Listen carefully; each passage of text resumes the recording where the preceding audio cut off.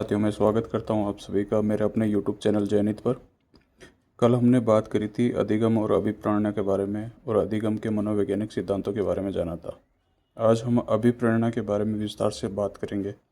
इसके मनोवैज्ञानिक सिद्धांतों के बारे में जानकारी प्राप्त करेंगे। तो अभिप्रेरणा क्या होता है?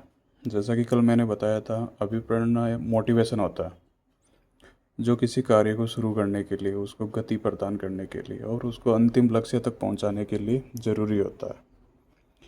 लक्ष्य की प्राप्ति के लिए ऊर्जा हमें अभिप्रेरणा मोटिवेशन से मिलती है और ये हमारे व्यवहार को एक दिशा देता है जिससे हम किसी लक्ष्य को प्राप्त कर सकें, हम अपना टारगेट अचीव कर सकें।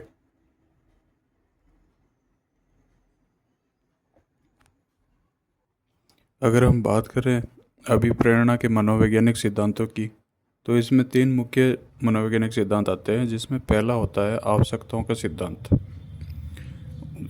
सेकंड नंबर पे आता है उपलब्धि अभिप्रेरणा का सिद्धांत और तीसरा आता है री इन्फोर्समेंट थ्योरी, प्रबलन सिद्धांत। अगर विस्तार से बात करते हैं आवश्यकताओं का सिद्धांत, तो इसका मतलब होता है कि ये मनोवैज्ञानिक अब्राहम मास्लो ने दिया था। इस सिद्धांत के अनुसार मानव के पास इंसान की रिक्वायरमेंट के हिसाब से उसमें मोटिवेशन होता है। सबसे सबसे ज़रूरी आवश्यकता होती है रोटी कपड़ा मकान। जब भूख लगती है तो इंसान को कमाने के लिए बाहर निकलना ही पड़ता है, ये सबसे बड़ा मोटिवेशन है। जब किसी चीज़ की ज़रूरत है और उसको पाना ज़रूरी हो जाता है, उसके बिना काम नहीं चल पाएगा, तो उससे बड़ा मोटिवेशन कोई नहीं, कुछ नहीं हो सकता। तो सबसे जो बेसिक है, मास्लो ने जो अपनी आवश्यकता है, इंसान की आवश्यकता है, उनको एक क्रम में रखा है जिसके अनुसार जो सबसे बेसिक नीड वाली आवश्यकता है सबसे नीचे रखी है। उसके बाद में जिसकी पहली आवश्यकता पूरी होने के बाद फिर जो दूसरी रिक्वायरमेंट है, वो ऐसे करके उसने आवश्यकताओं को क्रम में रखा। तो जो सबसे बुनियादी आवश्यकता होती है हर एक इंसान की, वो होती है भोजन, जल, नींद, घर। ये सब हर इंसान के लिए ज़रूरी होता है। तो सबसे पहला काम इन चीज़ों को प्राप्त करने के लिए करता है। उसके बाद आती है सुरक्षा की आवश्यकता। एक बार हर एक इंसान में एक इनसिक्योरिटी रहती है, तो उसमें शारीरिक और भावनात्मक रूप से अपने आप को सुरक्षित महसूस करना ज़रूरी है, या उसको अपनी रोज़गार की सुरक्षा होनी चाहिए, उसके लिए वो हमेशा तैयारी करता है, या अपने बिजनेस की सुरक्षा, तो उसको लेके वो हमेशा चिंतित रहता है। ये 2 आवश्यकता पूरी होने के बाद उसको फिर तीसरी सामाजिक आवश्यकताएं महसूस होती है, जिसमें वो अच्छा परिवार, सामाजिक संबंध, प्रेम, ये सब, दोस्ती, इन सब चीज़ों पे ध्यान देता है। उसके बाद जब ये सब सारी आवश्यकताएं पूरी होती जाती है, तो उसको सम्मान, आत्मसम्मान, समाज में सम्मान के लिए, प्रशंसा के लिए काम करता है, उसको मान्यता मिले, वो इस तरह के काम करता है कि बाद में उसकी इज्जत बढ़े। जब हर तरीके से इंसान अपनी आवश्यकताएं पूरी कर चुका होता है, तो वो लास्ट में अपने खुद के डेवलपमेंट पे अपने अपनी पूरी क्षमता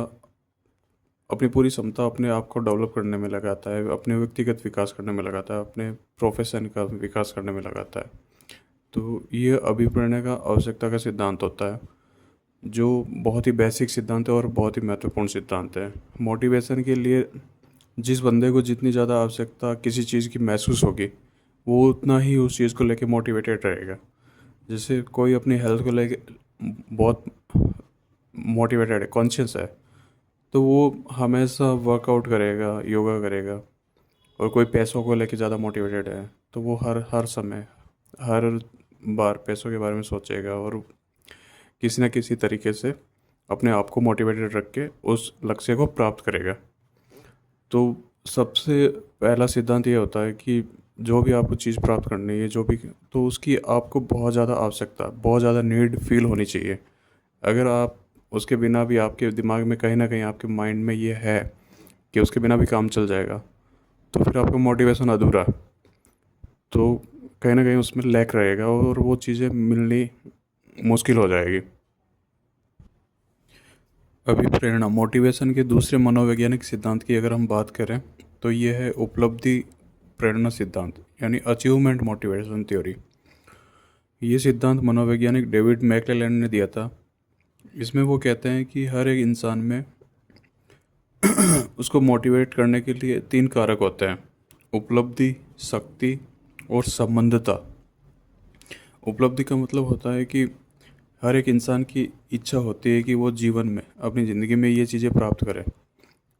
किसी मतलब कुशल दिखने के लिए, या भी अपने आप को कहीं ना कहीं हर एक इंसान अपने जीवन में कुछ न कुछ लक्ष्य निर्धारित करता है। सफलता प्राप्त करने की उसमें इच्छा होती है, उसके लिए वो हमेशा मेहनत करता रहता है। तो आर्थिक रूप से सुदृढ़ होने के लिए अच्छा रोज़गार, अच्छी नौकरी, या फिर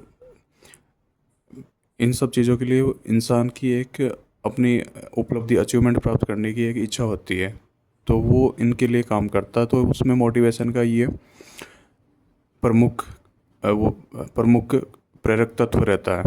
उसके बाद दूसरी चीज़ आती है शक्ति, पावर।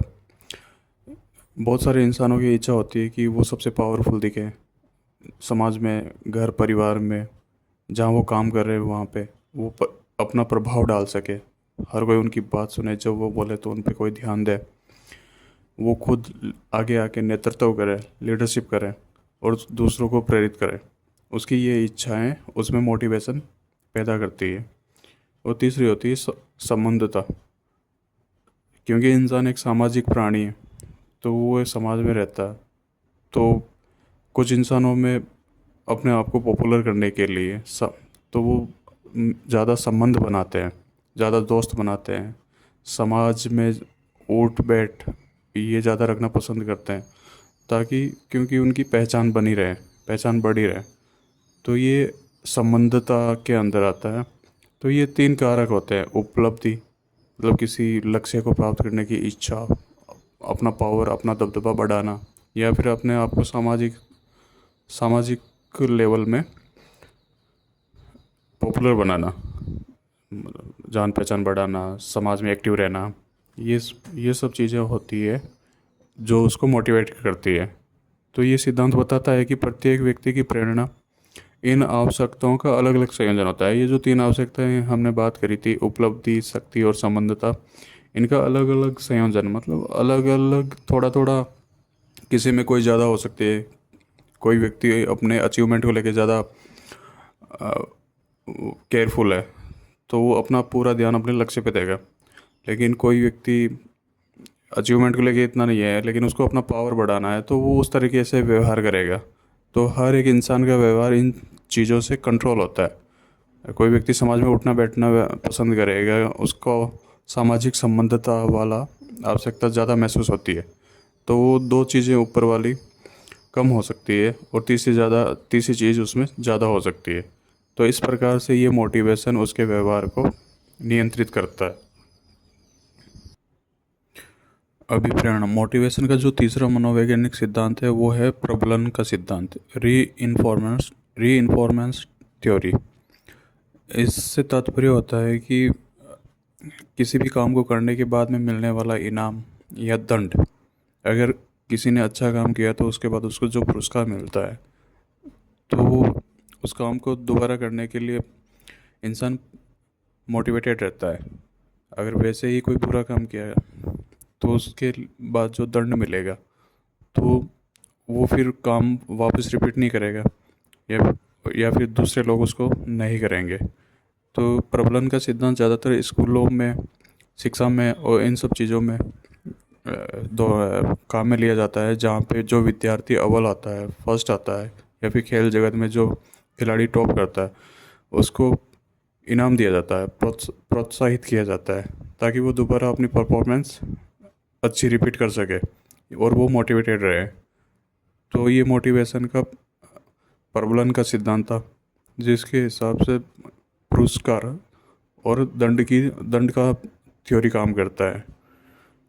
अगर पुरस्कार देने में कम टाइम ज़्यादा लग जाता है, किसी काम को करने के बाद जो उसको इनाम मिलना चाहिए, अगर उसमें ज़्यादा समय लगता है तो वो चीज़ पुरानी हो जाएगी, तो इसका प्रभाव कम हो जाएगा। सेम चीज़ नेगेटिव काम के लिए भी है। ये मोटिवेशन का बाहरी, जो हमने अभी बात करी थी ना, मोटिवेशन बाहरी हो सकता है, आंतरिक हो सकता है। तो ये बाहरी प्रोत्साहन होता है जो एक बहुत सारे लोगों में मोटिवेशन बढ़ाए रखने के लिए यूज़ में किया जाता है। तो ये आज हमने मोटिवेशन को समझा, जाना। उसके 3 मनोवैज्ञानिक सिद्धांत है। जो पहला बेसिक सिद्धांत होता है आवश्यकता का सिद्धांत, उसके बाद में दूसरा सिद्धांत उपलब्धि अभिप्रेरणा का सिद्धांत, और तीसरा सिद्धांत प्रबलन का सिद्धांत। इन 3 सिद्धांतों के बारे में बात करी। आज के लिए बस इतना ही। आप वीडियो को अगर अच्छा लगे तो लाइक करना, चैनल को सब्सक्राइब करना, और ऐसे ही कुछ अलग, कुछ नई चीज़ें जानने की वीडियो हमेशा मेरे चैनल पे आते रहेंगे। ये सब जानने के लिए आप चैनल को सब्सक्राइब कर देना। जय हिंद, जय भारत।